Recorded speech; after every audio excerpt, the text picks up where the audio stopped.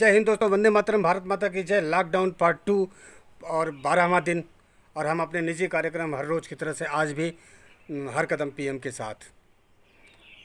दोस्तों आज बहुत कुछ नहीं कहूँगा, आज इतना कहना है केवल कि आज जिस तरह से संत समाज ने मांग किया है, संत समाज ने चाहा है कि आज स्वर्गीय संत कल्पवृद्धि गिरि जी महाराज और संत सुशील जी गिरि जी महाराज, स्वर्गीय नीलेश जी के लिए आज हम लोग श्रद्धांजलि अर्पित करें। तो संतों की इच्छानुसार और उनके आदेशानुसार हम आज शाम को 6 बजे 6:30 बजे के लगभग दीपक जला करके उनकी भगवान उनकी आत्मा को शांति प्रदान करे, उसके लिए श्रद्धांजलि अर्पित करेंगे। हम सब अपने हिंदुओं से अपने हिंदुस्तानी भाइयों से अनुरोध करेंगे कि संत समाज का आह्वान है, उसमें अपनी स्वेच्छा से अपना साथ दें और सहयोग करें और उस आत्मा के लिए शांति की प्रदान करें, जिस शांति प्रदान की कामना करें, जिस संत को, जिस 3 निरीह प्राणियों को जिस तरह से एक पागल भीड़ ने, एक हत्यारी भीड़ ने क्यों मार डाला इसका पता नहीं, लेकिन जिस तरह से उन्होंने कूच करके मारा है, शायद ये ज़िंदगी में कभी भूलेगा नहीं।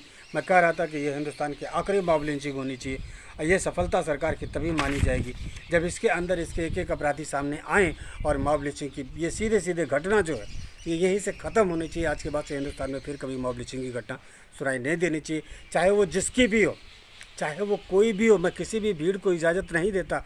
मैं आशा नहीं करता हिंदुस्तान की काबिल जनता इस तरह की कहीं की होगी जो कि इस तरह से किसी को जान से मारने का हक किसी को नहीं होता। तो मैं आशा करूंगा अपने सारे हिंदुस्तानी भाइयों से कि इस तरह से पागल भीड़ का हिस्सा वो कभी नहीं बनेंगे, और जो बनता है उसके साथ वो कभी खड़े नहीं होंगे। तकलीफ़ है आज जिस तरह से तमाम मीडिया के लोगों ने जिस तरह से इस घटना को इग्नोर किया, इस घटना को बारे में ज़्यादा कहना या बोलना, या संत समाज ने अगर एक मांग किया कि सीबीआई जांच की मांग किया उन्होंने, उनकी इच्छा को पूरी करना, ये राजनीति नहीं होती। जिस तरह से राजनीति इसके पीछे कर दी गई, जिस तरह से केवल एक मीडिया खड़ा होकर के, केवल एक चैनल खड़ा होकर के रिपब्लिक भारत उसके बारे में बोलता है, अर्णव गोस्वामी उसके बारे में बोलते हैं, तो लोगों को जब कोई एक बोलता है उसके बारे में खड़ा होकर के तो सबको ये लगता है कि ये बंदा राजनीति कर रहा है। लेकिन आप बताइए, जब अगर हिंदू समाज की बात होगी, साधु सन्यासी मारे जाएंगे, निरीह प्राणी मारे जाएंगे, और जिस तरह से उनको घेर करके और चारों तरफ से 400-500 की भीड़ घेर करके 3 आदमियों को मारेंगे, तो इसी तरह के मॉब लिंचिंग के लिए क्या करेंगे? तकलीफ़ किसको होगा, दर्द किसको होगा?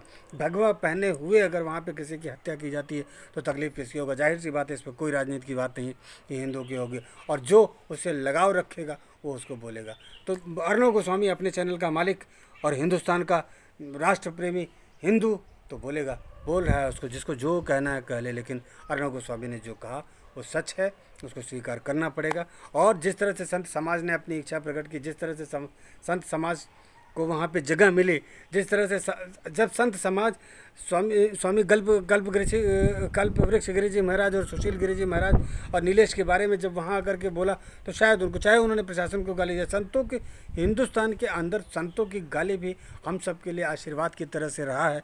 संतों को हम लोगों को शुरू से आध्यात्मिक उसमें जिंदगी जीवन में उनको सबसे ज़्यादा सम्मान मिला है। आपको मैं एक बात याद दिला दूँ, वो संत के वेशभूषा में क्या है उसको उस तरफ हम नहीं जाते। हम एक बात ज़रूर जानते हैं कि जब तक वो संत होता है, जब हम संत की बात करते हैं तो लोग आसाराम बापू की बात करते हैं, जब हम संत की बात करते हैं तो लोग ऐसे लोगों की बात करते हैं। आप ऐसा क्यों सोचते हैं? हर नेगेटिव हर उसके अंदर एक नेगेटिव भी होता है, लेकिन इसका मतलब ये नहीं होता कि पूरा समाज खराब होता है। जितनी देर संत समाज सामने होता है, अच्छाइयों के लिए होता है, दुआओं के लिए होता है, पूरे देश के लिए होता है, मानवता के लिए होता है, विश्व के लिए होता है। ये किसी भी धर्म गुरु या किसी व्यक्ति विशेष के लिए नहीं होते। और कोशिश हम ही नहीं, हर देश के लोग अपने अपने धर्म गुरुओं को बचाते हैं कि उनका मन आहत न हो, उनका दिल आहत न हो किसी तरह से। हिंदुस्तान के अंदर हमारे संतों को आत्मिक चोट पहुंची है, चाहे जिसकी गलती से पहुंची है, मैं ये नहीं जानता, लेकिन मैं एक बार बात कहूँगा, उस वीडियो को अगर ध्यान से देख लेंगे तो आपका भी मन कल उठेगा। तो जिस तरह से डिमांड किया उन्होंने, ये वहाँ पे कोई विशेष वर्ग है इस तरह की बात नहीं करता, वो वर्ग नहीं है, वो हत्यारी भीड़ है, उसकी जांच होनी चाहिए। जो भी हो, इस संसार के अंदर, एक हिंदुस्तान के अंदर एक मैसेज जाना चाहिए कि इस तरह की गलती क्षम्य नहीं होती, और कुछ नहीं है। बात उसकी नहीं है, जिसको भगवान ने बुलाया उसको जाना था वो गया, लेकिन जो जाना था वो गया, इसको मान करके इतना आसान नहीं किया। तो वो भगवा के वेश में जो थे वो हमारी आत्मा थे, हिंदुस्तान की आत्मा थे, वो हृदय था हमारा। और जिस तरह से वहाँ की भीड़ ने मारा है उनको, उस तरह से उस भीड़ को क्षमा नहीं किया जा सकता। अगर उस भीड़ को क्षमा करते हैं तो ऐसे पता नहीं कितने हिंदुस्तान के अंदर भीड़ें खड़ी हैं जो अपने अपने मन का काम पूरा करेंगे उसका सहारा लेकर के। इसलिए सरकार से ये अनुरोध है कि वहाँ की भीड़ को सज़ा दी जाए, सीबीआई जांच की जाए और जो होता है उसको दोषी को सज़ा दी जाए। आज संतों ने मांग किया है, आज हम सब हिंदुस्तानियों से, हिंदुओं से अनुरोध करेंगे कि शाम को दीपक जला करके इन तीनों ही लोगों को श्रद्धांजलि अर्पित करें। आज लॉकडाउन है, लॉकडाउन का 12वां दिन सेकंड पार्ट का चल रहा है। अभी पता नहीं कोरोना से क्या होगा, आने वाले कल में हम लोग बचेंगे कि नहीं बचेंगे, लेकिन एक बात ज़रूर जानते हैं, आज हिंदुस्तान की आत्मा को चोट लगी है। आज ये अग्नि परीक्षा हमारी आपकी है। क्या हम उन दोनों संत महात्माओं को और उस निर्दोष नीलेश को क्या हम न्याय दिला पाएंगे कि नहीं दिला पाएंगे? इसलिए ये मैटर हिंदुस्तानियों का है। ये हमारे उस कमज़ोर संविधान की ओर देख रहे हैं हम कि क्या हमारे संविधान के अंदर इतनी ताकत है कि इतनी बड़ी भीड़ को, गलती को वो सज़ा दे सकता है? नहीं दे सकता तो रास्ता क्या निकालता है? रास्ता निकालेगा क्या मतलब, क्या दूसरी और भीड़ को वो इस तरह की हरकत करने की छूट देगा या यहाँ से कोई एक मैसेज देगा? ये बात हमको देखनी है। ये हम सबको इंतज़ार है, ये पूरे हिंदुस्तान को इंतज़ार है। ये सवाल है महाराष्ट्र की सरकार का, ये सवाल है हिंदुस्तान की सरकार का, ये सवाल है हमारे इंसानियत का, ये सवाल है हमारे उस मजबूत संविधान का जिसकी हम गाथा गाते हैं। ये बात देखनी है और इसी के लिए हम चाहेंगे, सारे हिंदुस्तानियों से चाहूँगा कि नहीं, ये आत्मिक चोट लगी है जिस तरह से, इसका दर्द भूला भी नहीं जाएगा, इतना आसान भी नहीं है। जिस तरह से जिन निर्दोषों को, जिस तरह से कोई मनोरोगी आकर के इतने सारे, अरे वो हिंदुस्तान कैसा हिंदुस्तान है, उस भीड़ को कैसे देखना चाहती है दुनिया, देखना चाहती है उस भीड़ को, एक एक आदमी से अलग से मिल करके जानना चाहते हैं कैसे हो गया ऐसा, इतना कैसे कोई किसी को मार सकता है कि जब तक वो मर न जाए, जब तक वो, मैंने अभी तक तो ये सुना था कि मारते मारते अधमरा कर दिया, ऐसा तो सुनने में आया था। लेकिन हिंदुस्तान का है ये, जहाँ हम इंसानियत की गाथा गाते हैं, जहाँ से हम लोग इंसान होने का, भगवान होने का, देवदूत होने की बातें किया करते हैं, वहाँ पे हम इस तरह से किसी को जान से मार देते हैं, कानून अपने हाथ में लेते हैं। आप इतना भी अशिक्षित होना ठीक नहीं है, इतना भी मानसिक रूप से तो इस बात की जांच होनी चाहिए कि क्या सचमुच इतने अशिक्षित लोग अभी हैं जिनको इतना भी नहीं पता कि किसी को मार देना जुर्म है। जिस तरह से भीड़ ने उन संतों को मारा है, वो बच्चे की तरह से अपनी जान बचा करके वो वर्दी के पीछे छुप रहे थे और वर्दी उनको भीड़ को सौंप दे करके किनारे हो रही थी। वाह रे, ऐसा तो किसी फिल्म में भी हिंदुस्तान के आज तक नहीं दिखाया गया। याद हो आप लोग को तो ज़रूर बताइएगा, क्या किसी फिल्म में ऐसा कोई दृश्य आया क्या? ऐसा तो फिल्म में भी दृश्य नहीं आया। फिर ऐसा कैसे हो गया?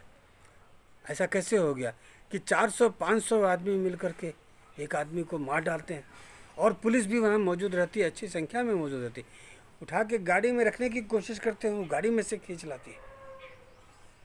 और उससे भी बड़ी बात तब कि हमारे यहाँ की सारी मीडिया उसको मामूली सा हत्याकांड बचा करके अपना रास्ता किनारे कर लेती है। जैसे उसके लिए एक समाचार था, वो समाचार ख़त्म हो गया।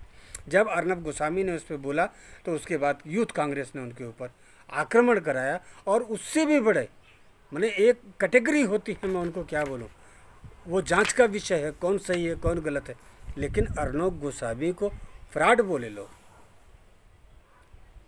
फ्रॉड बोले उनको, बोले कि नहीं ये फ्रॉड है।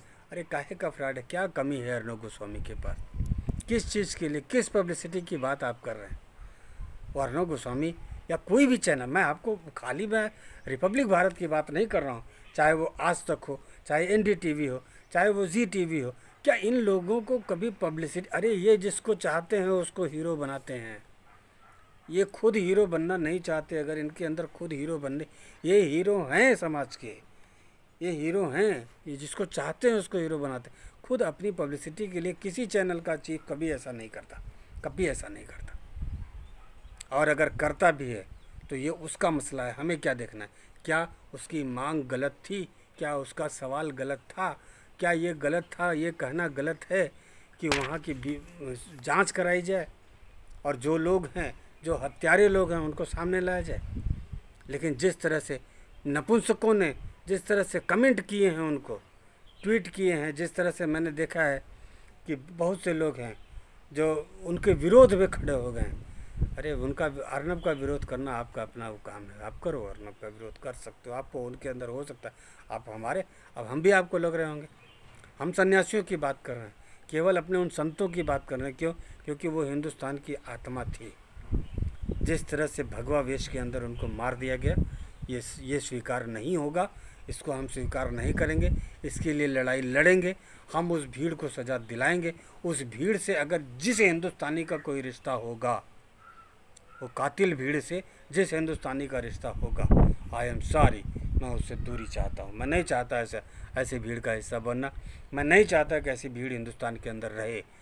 अगर ऐसी भीड़ किसी 2-3 आदमी को मिलकर के जान से मारती है तो उससे भीड़ बड़ी खड़ी करनी पड़ेगी, जो उस भीड़ को मार दे, कोई गुनाह नहीं है। क्योंकि ऐसी भीड़ का हिस्सा नहीं चाहिए। भारतवासी ऐसी भीड़ का हिस्सा नहीं हो सकता, ये मैं दावे के साथ कह सकता हूँ। और उसके खिलाफ हमको लड़ना पड़ेगा, आपको लड़ना पड़ेगा। आप अगर आप नहीं बोलते हैं तो आप अपना गिरेबान में झांक करके देख लीजिएगा कि राजनीति हम कर रहे हैं या राजनीति आप कर रहे हैं। ये तो आपको देखने की ज़रूरत है। और हाँ, अगर हम खड़े होकर के ईसाई मिशनरियों के खिलाफ बोलते हैं, धर्म परिवर्तन के खिलाफ बोलते हैं, तो क्या गुनाह करते हैं? क्यों ना बोलें? आप बताओ, क्यों ना बोलें? क्यों ना बोलें? कितने परसेंटेज 1947 के बाद हिंदुस्तान हिंदू थे, जहाँ जहाँ थे, उनको उठा के देख लीजिए। आज हम रोहिंग्या के खिलाफ बोलते हैं तो आपको ख़राब लगता है। जिनको ख़राब लगता है वो आईने के सामने खड़े होकर के देख लें उनकी अपनी असलियत क्या है। हमको तो लड़ाने की कोशिश कर ही रहे लोग बैठ करके यहाँ पे।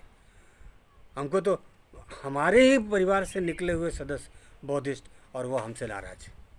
हमारे ही परिवार से निकले हुए लोग अब उन्होंने जातियों में बांट दी जबरदस्त। उनकी जो भी शिक्षित हो जाता है, अंबेडकर की फ़ोटो लगा लिया और उसके बाद तमाम अशिक्षित उनकी शिक्षा के लिए कुछ नहीं करता। उनको झंडे पकड़ा देता है, जिंदाबाद मुर्दाबाद के नारे लगाने के लिए, खुद अपनी राजनीति की रोटी सेकने लगता है। एक नहीं, सैकड़ों उदाहरण दे सकता हूँ, लेकिन सुनने को कौन तैयार होगा? क्योंकि सुनने वाले के लिए भी तो शिक्षित होना जरूरी है। आशा करता हूँ ये आत्मा नहीं मरेगी आपकी। ये हिंदुस्तान है, हिंदुस्तान के अंदर कम से कम लोकतंत्र के अंदर हर धर्म की इज्जत होनी चाहिए। मैं किसी धर्म के खिलाफ़ नहीं हूँ, लेकिन हर धर्म को अपना धर्म, उसके पहले देश, पहले इस दुनिया में पहले देश हमारा, उसके बाद धर्म। आइए हम सब कोरोना से लड़ने के लिए हम हाँ इतना ज़रूर कहना चाहेंगे कि इन संतों का श्राप न लगने पाए, इससे हम सबको बचना है।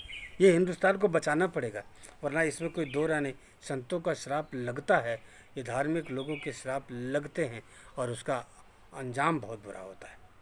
इसी के साथ ही अपनी वाणी को विराम दूंगा और चाहूँगा कि आज शाम को सब लोग दीपक जला करके स्वर्गीय संत कल्प वृक्ष गिरि जी महाराज और संत सुशील गिरि जी महाराज और नीलेश जी की आत्मा की शांति के लिए प्रार्थना करें, उनको श्रद्धांजलि अर्पित करें और कोरोना के प्रति जागरूक रहें, लोगों को जागरूक करते रहें, अगल बगल अपने झांकते रहें। कोई गरीब भूखा न सोने पाए, कोई गरीब प्यासा न सोने पाए, कोई गरीब ऐसी आर्थिक उलझनों से न गुजरने पाए कि वो कह भी ना पाए और अंदर अंदर घुट जाए।